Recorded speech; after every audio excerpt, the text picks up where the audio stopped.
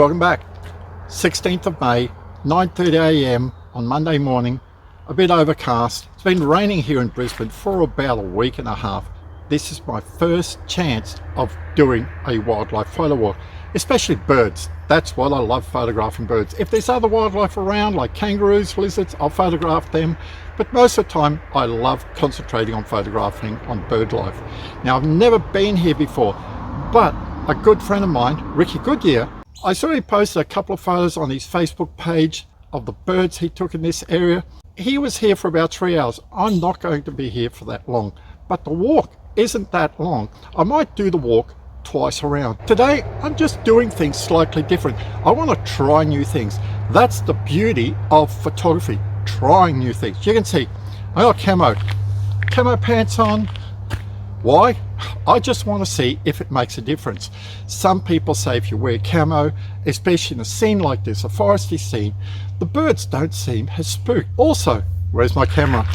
It's here on a monopod. I've talked about using a monopod, tripod on a gimbal, which I normally only use if I'm at Osprey House, but quite a few people I've seen saying that using a monopod takes the weight off your shoulders, you get better shots, and I'm always after learning new things and seeing if something new works. Now, Ricky uses a tripod, but he also uses a monopod, and if I bring it around here, look, it's side on. Now, normally I actually have my camera on top here, but Ricky was telling me, try this, and you will see that it works really good for you. That's what I'm going to try. Will it work? I don't know. Every photographer has a different way of taking photos. I'm just going to try it this way and see, because I can tell you, after walking around for an hour with the Nikon D500 and the 200 to 500mm lens on my shoulder, I have a sore shoulder. I've already got a really bad shoulder, so if this makes it easier for me to take photos, I'll definitely look at it. I'm only using just a normal bald head, and I've swung the bald head sideways so it's just on the side, and all it gives me is just top and bottom movement. I've tightened up the knobs just enough just to give me free movement like this, and if I need to bring it down, I just unclip it, bring it down to height. Also, I've unscrewed slightly the knob here to hold the foot so I can easily swing it portrait or horizontal. I'm going to put up here a Google map to show you the area that I'm walking around. So now let's start walking around. The track here is very wet. You'll probably hear my feet go slosh, slosh, slosh.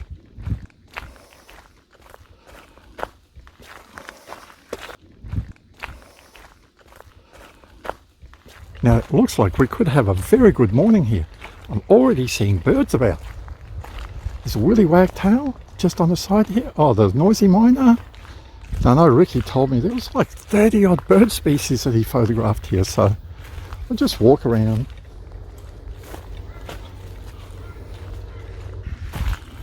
Got some crows around.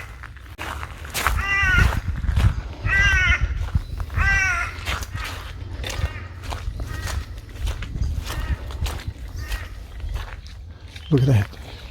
I actually just went right past these birds. They're right up at the top here. Can you hear them?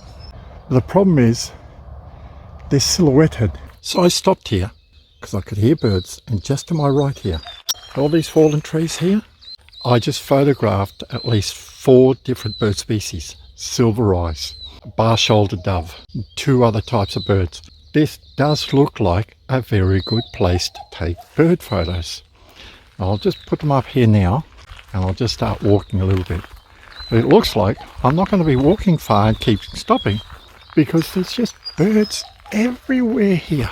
And this is right on my doorstep, and I've never been here. Goes to show sometimes that an inconspicuous spot can hold a lot of birds. And we're coming into the season now. Autumn, winter, where the birds are more about. And the problem sometimes is the birds are high up in the trees, so it just makes it a little bit hard. At the end of the video, I will put down all the birds that Ricky photographed on a 3-hour walkthrough here, to give you an idea that if you want to spend quite a bit of time early in the morning, you're bound to find heaps of birds. Yeah, we're quite close to the lake here. Now, one water bird that is here, that is not easy to find around Brisbane, is the crested grebe, but they're very spooky. so you can't really get close to them. Now let's just keep walking, see if we can see this bird. You hear it? We're getting close to it. It's been about 10 minutes. I'm just listening to the birds, but I'm so happy here. Now what I might do, at the end of the once around walk, I might put the Osmo Mobile in the car and just walk back around just with my camera, so I don't have to talk all the time. So I've only been holding it like this for around 15-20 minutes. And I can tell you, well, I should have been doing this a lot longer. I'm nearly 60. Holding this gear, nearly 4 kilos of gear, is quite heavy. And I found sometimes I just can't get stable shots. I'm just all over the place. This way. Thanks, Ricky, mate. You've convinced me. Even if you've just got a bald head, you can use it this way. Just make sure that it's slightly tight, because 4 kilos gear on the side here, you can see like it's not really going to come up anytime. So let's keep walking and see what we find. Now, being overcast, I am going to blow out the highlights a little bit on the photos, but that doesn't worry me too much. As long as I get the bird nicely exposed, I'm pretty happy. Now, I have to admit, this is not the perfect weather for birds, but I was thinking that because this is the first day we haven't had rain, maybe the birds are out and about looking for some food. So I always say, whether I get 5 photos, 100 photos, doesn't really matter to me. I just like being out here, finding a new place, being in the nature. That's what wildlife photography is all about for me. If I get a nice shot, well, that's a bonus. Now, to give you an idea of the conditions here, how hard it is to actually photograph birds way up in the sky. Take a look at that. That's what I'm dealing with. So if there's birds at the top of those trees there, you might as well just look at them, because they're just going to be grey on your camera. And looking straight up like that is just so hard for me. So I'll just look to see for stuff that's not too high up in the branches. Now this is a dilemma for me, because there's 2 tracks here. I think I've got to stay on the left hand one here, because if I go on the right hand one, I think that one just keeps on walking around the lake. So I'll just go back towards the left here.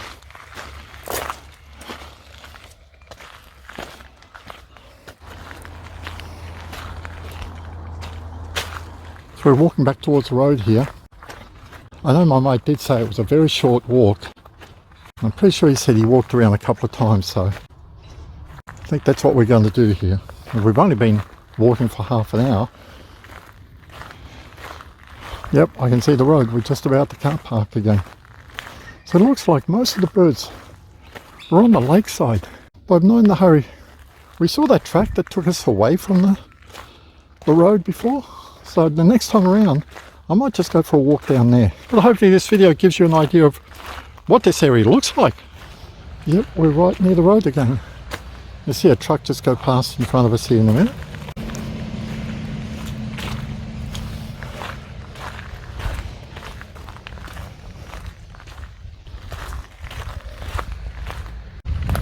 Well, my mate did say it was a very short walk, and it looks like it. So on my second walk around this area, there wasn't many birds at the start, but I could hear some double-bar finches. So I walked to the edge of the lake here, and they were all in this long grass here, but they were very skittish. I ended up getting a couple of photos, also some of female Fairy-Wrens, but quite far, but still nice to see. So we're just going to walk along the edge of the lake here just for a little bit, and then walk back on the edge.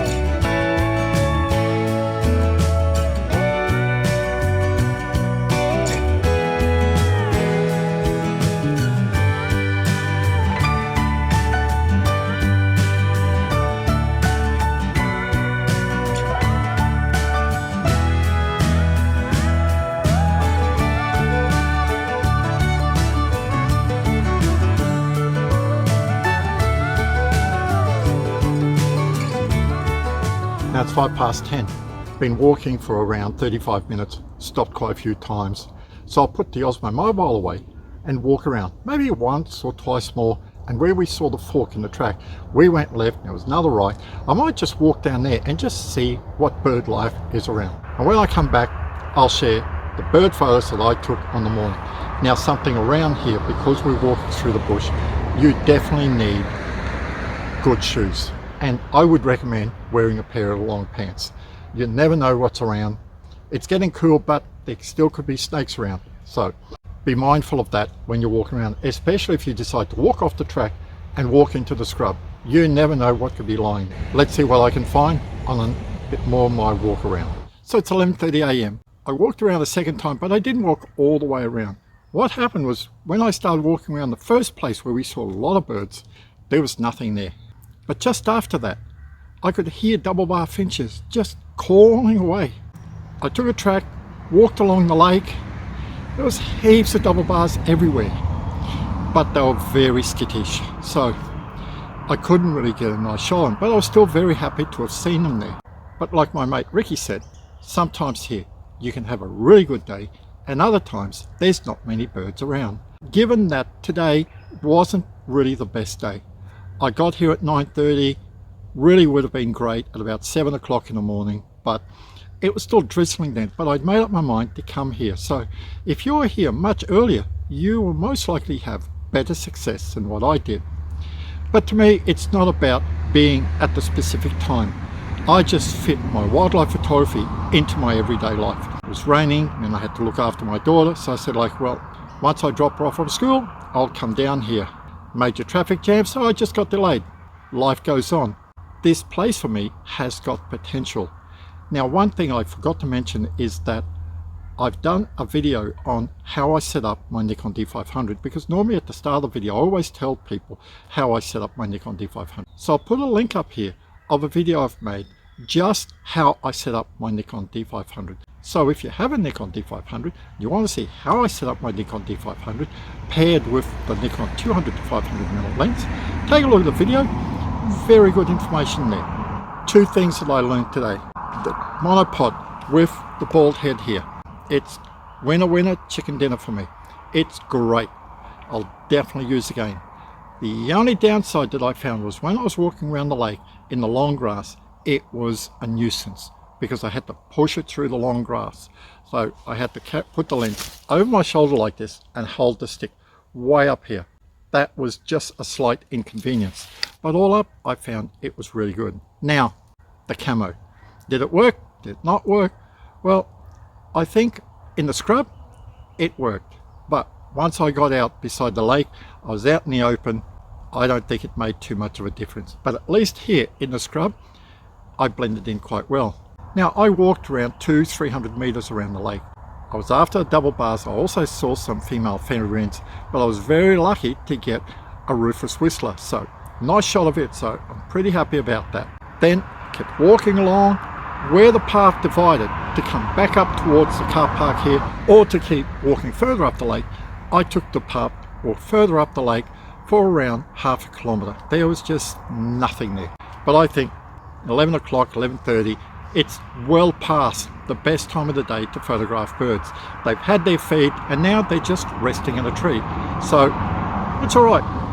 I had a good scouting opportunity here. Maybe the next day that I have time, early in the morning, to come here on a nice sunny day, I'll come here and I'll most likely find a lot more birds. Here now are the photos of all the birds that I took this morning. And after this display of all the photos, I'll just put a list of all the birds that Ricky Goodyear photographed here around 3 weeks ago.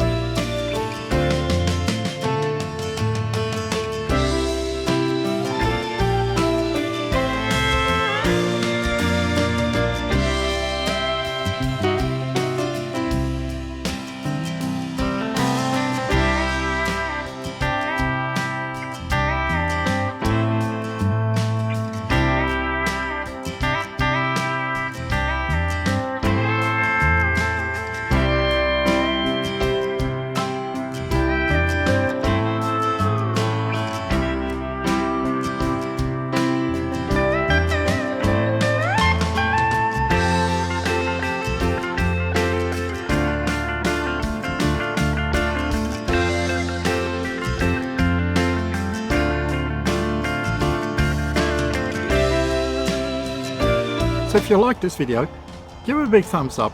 If you haven't subscribed to my YouTube channel, please do. It really helps me out. Stay safe, enjoy wildlife photography, and I'll see you next time.